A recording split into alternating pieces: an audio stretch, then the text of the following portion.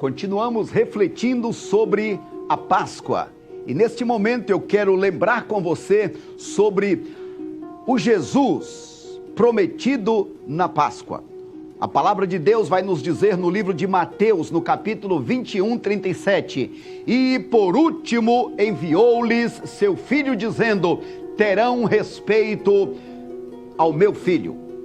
E por último enviou-lhes seu filho dizendo: terão respeito a meu filho. Quando nós pensamos em Jesus Cristo, que um dia chegou a esta terra, nos lembramos que não foi uma improvisão de Deus o fato de Jesus vir nesta terra. Como dissemos e como sabemos, a Páscoa foi acontecendo ao longo dos tempos.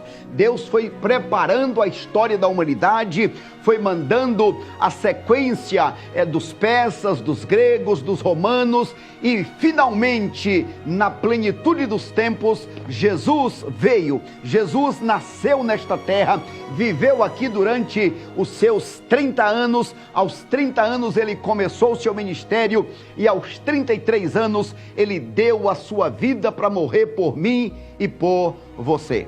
Agora, por que Deus mandou Jesus?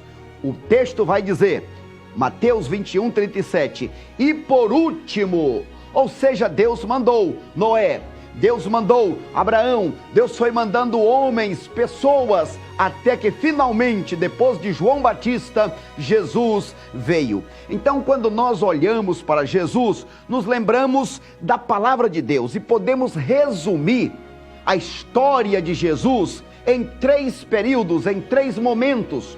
Quando nós olhamos o livro dos Salmos, por exemplo, o Salmo 22, 23 e 24. Estes 3 salmos falam do Jesus de ontem, o Jesus de hoje e o Jesus de amanhã. Primeiro convido você, olha aí na sua tela, o Salmo 22, falando sobre o Jesus de ontem. O Jesus de ontem, como dissemos, é o Jesus prometido antes da fundação do mundo. É o Jesus que morreu na cruz em nosso favor. Então, quando pensamos em Jesus de ontem, aquele Jesus que deu a sua vida por nós, como nós vamos encontrar que ele era um homem de dores, ele sofreu bofetadas, ele carregou a cruz, ele poderia, se quisesse, se livrar disso. Mas a Bíblia diz que o castigo que nos traz a paz estava sobre ele. Ou seja, Jesus, ele foi para a cruz exatamente para carregar o meu pecado, para dar a vida dele em meu favor e por você. O segundo salmo é o Salmo 23. O Salmo 23 é mais conhecido. O Salmo 23 fala do Jesus de hoje, o nosso bom pastor, aquele que nos guia, que nos protege, que nos dá do seu alimento. Quando nós olhamos a palavra de Deus, por exemplo, em Atos 4:12, vai dizer que em nenhum outro há salvação, porque nenhum outro nome há dado entre os homens pelo qual possamos ser salvos. Sim, ele é o nosso único intercessor, ele é o nosso único mediador. Quando nós temos esse programa, por exemplo, Veja a Ponte, é claro que quando dizemos Veja a Ponte, nós desejamos que haja uma ponte, uma ligação seca entre Santos e Guarujá. Sim, quando dizemos Veja a Ponte, estamos dizendo que cada um de nós deve ser uma ponte ao invés de ser um muro. Mas acima de tudo estamos dizendo, veja a ponte, Jesus é a ponte, ele é o verdadeiro pontífice, é ele quem liga o homem a Deus. Por isso que nós, como seres humanos, nós temos este privilégio de poder servir ao Senhor aqui desta vida, sabendo que ele nos conduz. Ele é o bom pastor. A palavra de Deus vai dizer no livro de 1 Timóteo, capítulo 2, verso 5, assim: porque há um só Deus e um só mediador entre Deus e os homens, Jesus Cristo, homem. Portanto, você quer chegar ao céu? O caminho, a ponte é Jesus. Ele é o Jesus do Salmo 23, o Jesus de hoje que está conosco. E por último, o Salmo 24. O Salmo 24 vai nos falar do Jesus de amanhã.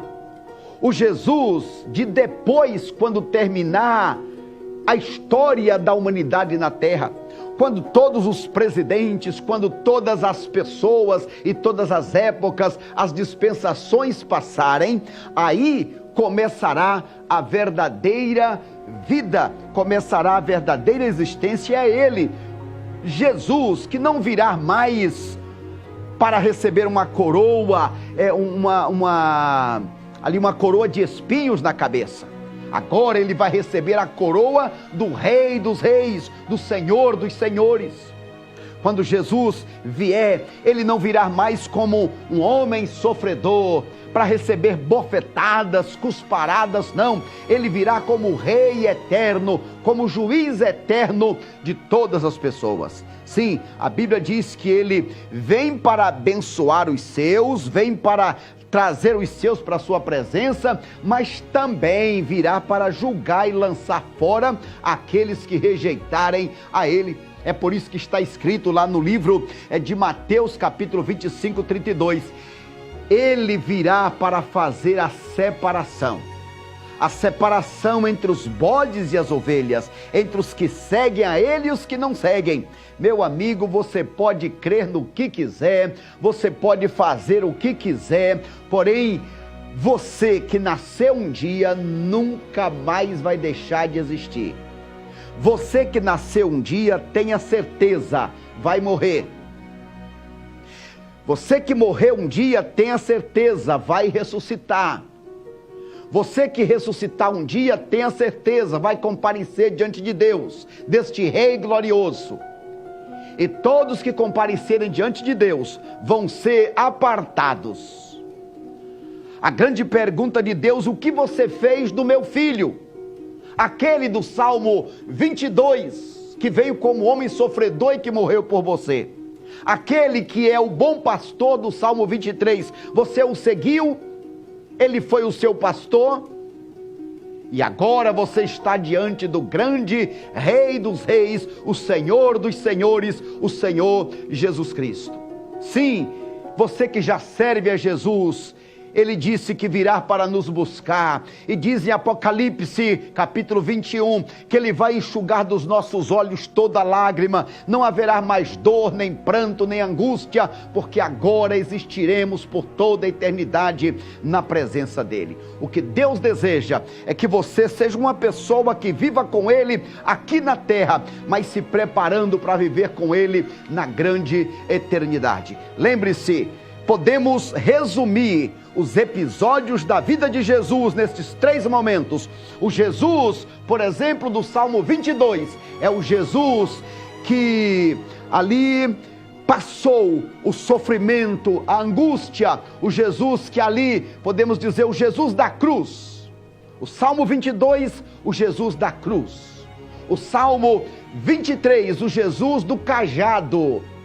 E o Salmo 24, o Jesus da coroa, o Rei eterno, que virá para buscar a sua igreja, mas também virá para condenar aqueles que rejeitaram a sua oferta, o seu presente. A morte de Jesus, a Páscoa, é um presente de Deus para a humanidade. Lembre-se, Jesus, ontem, hoje e eternamente, no final de tudo, é diante dele que eu e você estaremos. Deus te abençoe.